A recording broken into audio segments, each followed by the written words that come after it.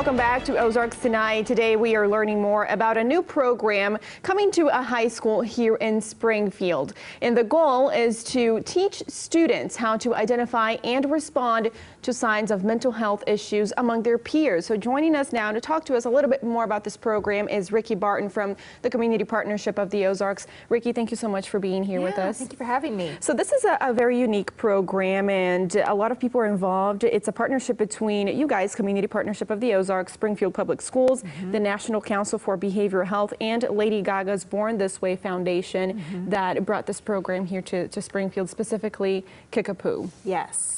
So let's talk about that program. It's the first teen mental health first aid pilot program teaching teens how to identify these signs of mental health issues or addiction among their peers and then teaching them how to do something about it. What is unique about this program, the first of its kind? Yeah, there are several other programs that are available.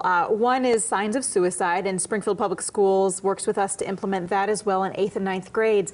And several other programs exist like this. However, National Council has decades of work in behavioral health, and they've been offering youth mental health first aid and adult mental health first aid for years. And those are two that are designed for adults to go through to know how to help youth who might be in crisis. And so Community Partnership has been offering those for quite a long time now, about 5 or 6 years. And this new program really came over from Australia, as the other two did as well, and is just going to help those teens know how to see this issue in themselves or in their peers. We know that locally in Greene County, 18% of youth report seriously considering suicide. And so we want to make sure that youth know that it's okay to not feel okay, but to reach out to an adult and to make sure that they are getting connected with resources to help in those times of crisis. Now, this pilot program started last week, and you started at Kickapoo first. Why Kickapoo?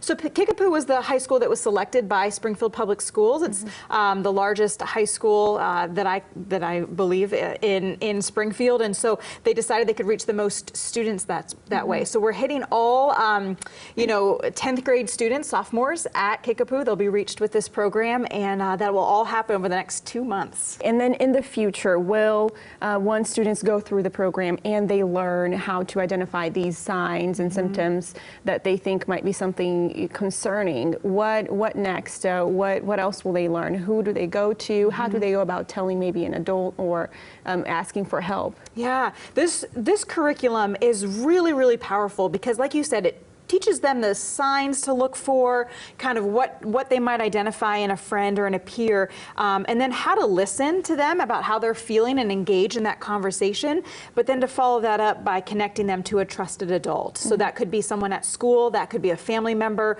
whoever that youth particularly feels like they could talk to. And so that's really the next step, is that once they've identified those signs and realized there might be something happening there, to get them connected to that trusted adult, and then just to continue that friendship with them, to not make it awkward after that point, but rather just kind of continue as if, that's just a normal thing to kind of talk through. Just like if you broke an arm, and you'd say, hey, how's your arm healing? But then you also still talk about other things. And so it really normalizes mental health for youth. And it's a really neat program. I want to back up a little bit and talk about those signs and symptoms. I mean, sometimes it's difficult for family members or even adults to notice something is wrong.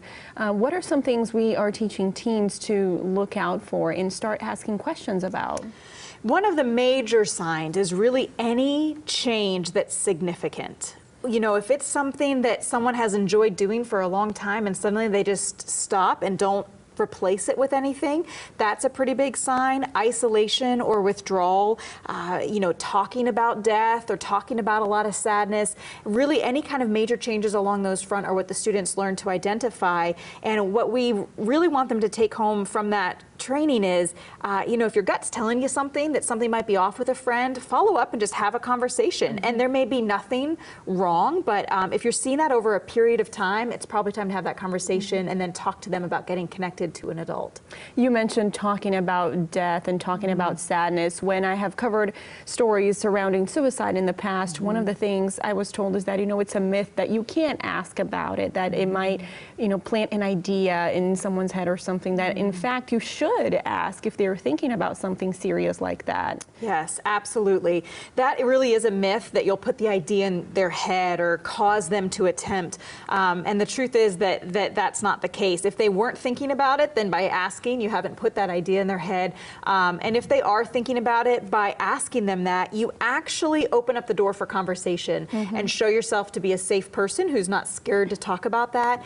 And then if they're not considering it, at least they know that if they ever were, they could come back to you for that conversation. So it really does open the dialogue. Now, you said this program at Kickapoo with the sophomores will last for about 2 months. What is the plan after the pilot program is completed? Are we thinking about expanding it to other high schools?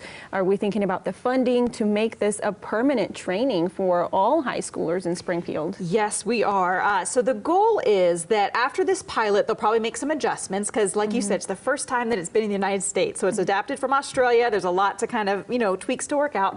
So as soon as we finish that, they'll probably make some changes over the summer, and then their goal is to do a soft launch. And since we are one of the pilot sites, we likely will be able to expand that to other schools locally. So the goal would be that all 10th graders in Springfield Public Schools would receive this training. And then, of course, as staff time allows, we'd be able to do more outside of Springfield Public Schools as well. So that's kind of the goal. And then in a year or two, it should be available nationally for all schools to participate in. So that's a pretty exciting look down the future that we'll have so many youth trained in such an important training. Yeah, an important training for sure. In the meantime, Community Partnership of the Ozarks, you do have this mental health first aid training for adults, staff, or community members. If people are interested, where can they find out more information about that? Great question. So our website, which is cpozarks.org/mental health, has a list of all of our upcoming youth mental health first aid trainings, and you can just go and register right on our website, and we have them monthly. So we'd love to have people attend those. Sounds good. Ricky Barton, thank you so much for being here with us and for sharing all of that great information. Thank you. Good luck with the program. We'll be right back with more.